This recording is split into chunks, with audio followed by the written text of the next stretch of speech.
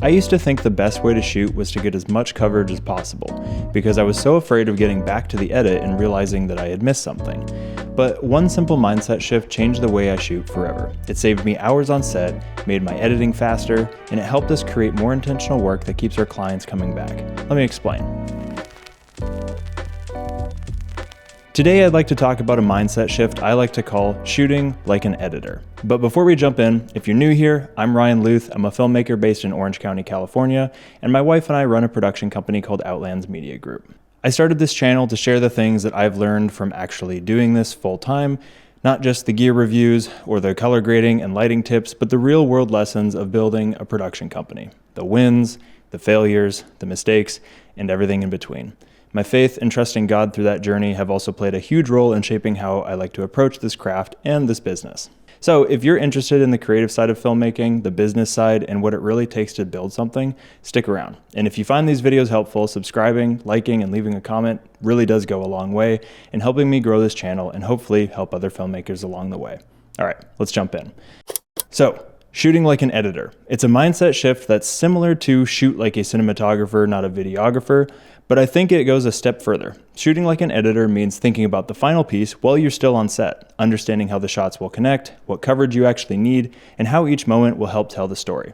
It's a technique I use on almost every single shoot, and it's helped me save a lot of time on set while also spending much less time trying to piece things together in the edit. But instead of just talking about what it is, let me show you the practical approach that I take. And if you stick around to the end, I do have a bonus tip that has literally been a game changer that cuts my editing time in half. I'll use one of our recent commercials for Utopia e-bikes as an example. Growing up, my dad was always the one leading the way. Some of my favorite memories with my dad happen outside.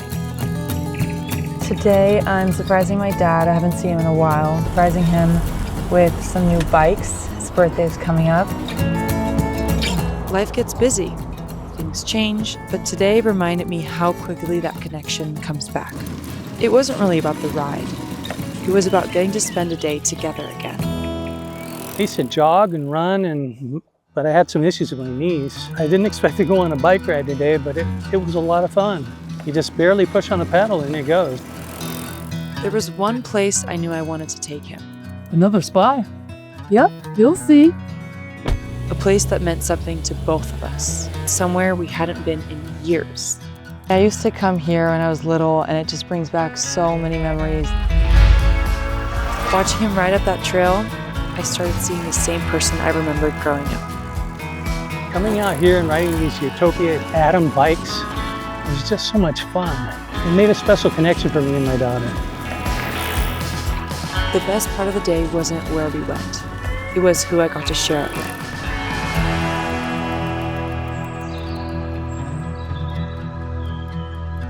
I remember this deal. I haven't been here in a long time.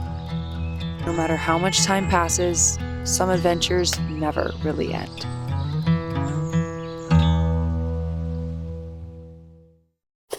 This was a mini brand doc for Utopia, a scripted story of a father and daughter reconnecting over the launch of a new e-bike. When we got this project, like with so many others, there were two ways that I could have approached it.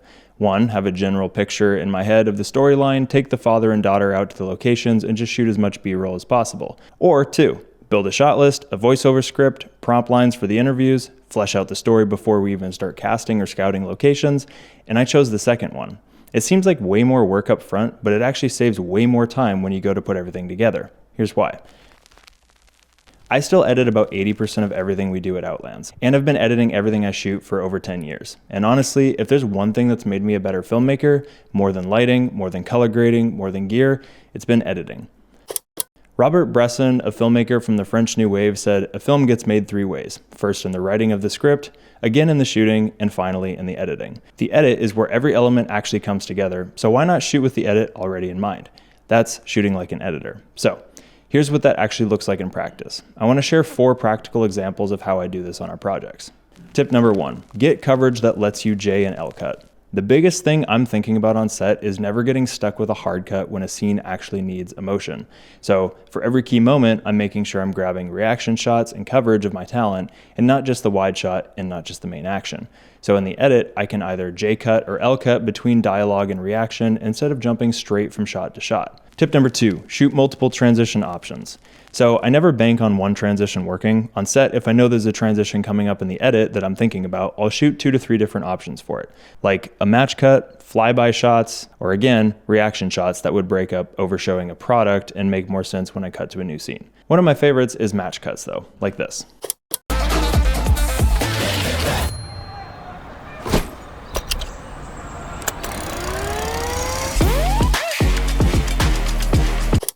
On this Foo Care commercial, I had a match cut transition I wanted to try, and I think it worked out pretty well.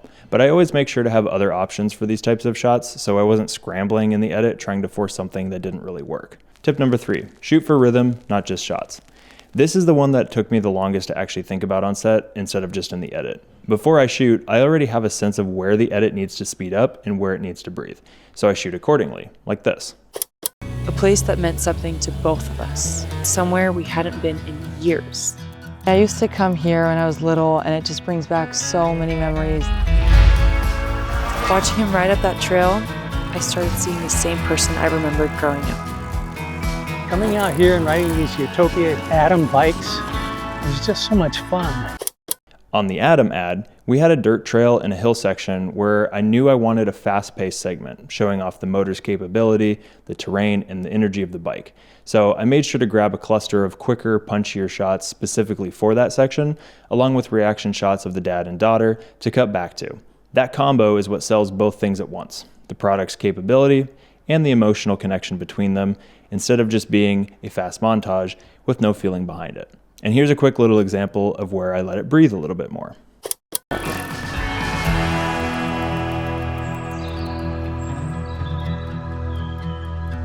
I remember this deal. I haven't been here in a long time. No matter how much time passes, some adventures never really end. So if you only shoot coverage without thinking about pacing and having an intentional variety in your shots, you end up trying to manufacture rhythm in the edit that was never actually there on set. Tip number 4, this is the bonus tip. Build out the edit's foundation before you even touch the footage. This is my last tip, and I think it's more of a personal preference that I've just found works for me, but I've found this method to help me structure a story way better and a lot quicker too. This one's less about the shoot itself and more about how I set up the edit before I dive into it. For ads like these, or anything built around a voiceover or music, I actually build out the entire audio structure first, pacing the music with the voiceover or the interview segments before I even touch the footage. Sometimes I'll even put markers in my timeline where I know I'm going to want to add specific sound design elements.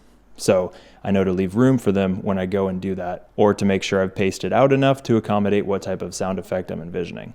And that gives me a foundation and a structure to build on, instead of just starting at the beginning and just hunting for cool clips that work together and then having to retime everything again to the music after the fact. So these 4 things, shooting for J&L cuts, grabbing transition options, thinking about rhythm before I ever even hit record, and building the audio foundation first, are the difference between a shoot that feels efficient and one that actually is. And if I were to really sit down and list out all the ways I'd do this, I'd probably end up with a lot more than just 4, but we'll stick with this for right now because it covers the gist of it. And this approach really helps. Like sometimes when I'm really dialed in, I can turn one of these projects around in just a couple days. A few years ago, the same project would have taken me a week, if not more. And I think that's really the mark of doing something over and over until your process is locked in. You stop wasting time in the edit hunting for shots you forgot to get because you never shot randomly in the first place. You shot with the edit already in mind. Anyways, hope this actually helped. This took me way longer to figure out than I'd like to admit, so hopefully it saves you some of that time. If you want more stuff like this, please subscribe, drop a comment. I'd love to hear other ways how you guys are being more intentional before going on set, figuring out your shots, that sort of thing. If you have any tips, please comment below. We'd love to hear them. But yeah, other than that, I will see you guys in the next one. Thanks for watching.